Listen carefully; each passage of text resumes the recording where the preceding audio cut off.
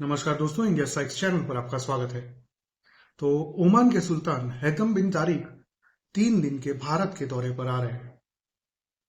Oman के साथ भारत के रिश्ते कई सालों से काफी ही अच्छे रहे हैं और अगर उनके ऊपर डीप में देखा जाए तो 1955 के पश्चात भारत और ओमान के बीच में डिप्लोमेटिक टाइज हैं, जिनके अंतर्गत भारत के कई सारे प्रधानमंत्री ओमान विजिट कर चुके हैं पर्सनली, जिसमें राजीव गांधी, पीवी नरसिम्हा राव, अटल बिहारी वाजपेयी, डॉक्टर मनमोहन सिंह जैसे बड़े नाम शामिल हैं। और यहां तक कि 2018 में पीएम नरेंद्र मोदी खुद ओमान की विजिट कर चुके हैं।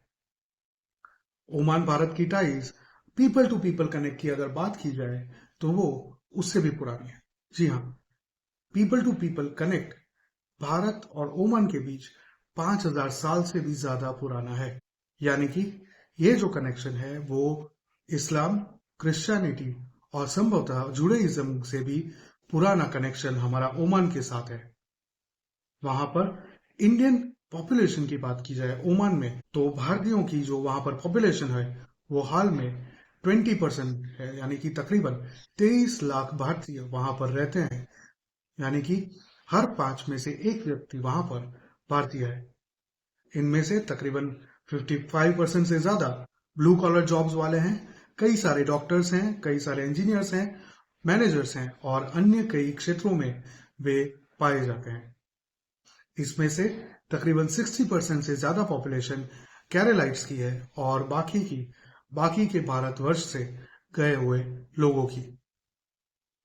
अब अगर बात करते हैं कि क्यों इतने सारे भारतीय वहां पर हैं और फिर भी वहां पर कोई भी असहज करने वाली घटना नहीं हो रही है, तो उसका जो मूल कारण है वो ये है कि ओमान में जो रिलीजियस फ्रीडम है, जो फ्रीडम फॉर वर्शिप है, वो पूरे गल्फ कंट्रीज में, शायद पूरे मिडल ईस्ट में सबसे ज्यादा है। जी हाँ, वहां पर कई सारे मंदिर हैं, जिनमें से एक मंदिर 100 साल से भी पुराना है। जी हाँ, मतलब कि भारत की आजादी से भी कुछ साल पुराना एक मंदिर ओमान में स्थापित है। उसके उपरांत वहां पर 4 गुरुद्वारा भी हैं, जिनमें से 2 मस्कत में है, एक सलाला में है और एक सोरा में है। तत्पश्चात 7 अलग अलग चर्चेस भी हैं वहां पर, जिनमें अलग अलग क्रिश्चियन सेक्ट्स को प्रेयर करने की परमिशन या अनुमति या फिर फ्रीडम दी गई है। तो इसी के चलते ओमान में काफी सारी फ्रीडम है, काफी फ्लेक्सिबिलिटी है अपने रिलीजन को लेके, वो अपने रिलीजन को फॉलो करने को लेके, जिसके चलते वहां पर कई सारे भारतीय बसे हैं और वहां की इकोनॉमी में कई सालों से अच्छी तरह से कंट्रीब्यूट करते हैं और उसको वहां की गवर्नमेंट रेसिप्रोकेट भी करती है। अगर बात करते हैं डिप्लोमेटिक टाइज की, तो भारत और ओमान के बीच में कल्चरल टाइज के अलावा डिफेंस टाइज भी हैं, जिसमें रेगुलरली भारत और ओमान की डिफेंस फोर्सेस बाइलेटरल एक्सरसाइजेस करती हैं, जिनमें हमारे भारत की आर्म फोर्सेस की तीनों विंग्स शामिल हैं। तो इसके चलते भारत की और ओमान की जो रिलेशनशिप्स हैं, जो टाइप है, वो काफी समय दर समय मजबूत होती है। तो बताया जा रहा है कि इस सुल्तान की विजिट से ये टाइज और भी मजबूत हो सकती हैं। तो अगर आप वहां जाना चाहते हैं, अगर आप आउट ऑफ इंडिया वर्क करने के लिए जाना चाहते हैं, तो ओमान आपके लिए एक प्रेफरेंशियल प्लेस हो सकता है।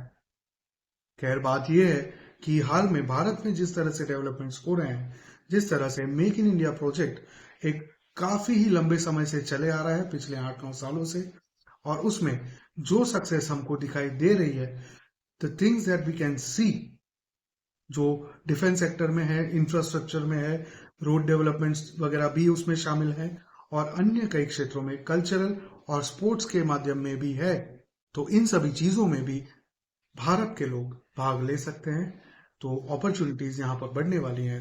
तो अगर फिर भी कोई भी बाहर जाना चाहता है और मिडिल ईस्ट की ओर रुख करता है, तो ओमान उनके लिए एक काफी ही प्रेफरेंशियल पॉइंट हो सकता है। तो आने वाले समय में देखेंगे, जैसे जैसे खबरें आती जाएंगी, कि कौन कौन से डॉक्यूमेंट साइन होते हैं, कौन कौन सी बातें निकल के आती हैं सुल्तान की इस भारत की विजिट से, वो हम आपके साथ शेयर करते जाएंगे। उसका जो पूरा एनालिसिस है वो हम आपके साथ शेयर करेंगे। तो जुड़े रहें हमारे साथ। वीडियो को लाइक करके चैनल को सब्सक्राइब कर लें और बेल आइकन भी दबा दें। मिलते हैं अगली खबर में, तब तक के लिए जय हिंद। मेरा ये चैनल सब्सक्राइब करें और मेरे हर अपडेट आपको मिले, इसके लिए बेल आइकन जरूर दबाइएगा।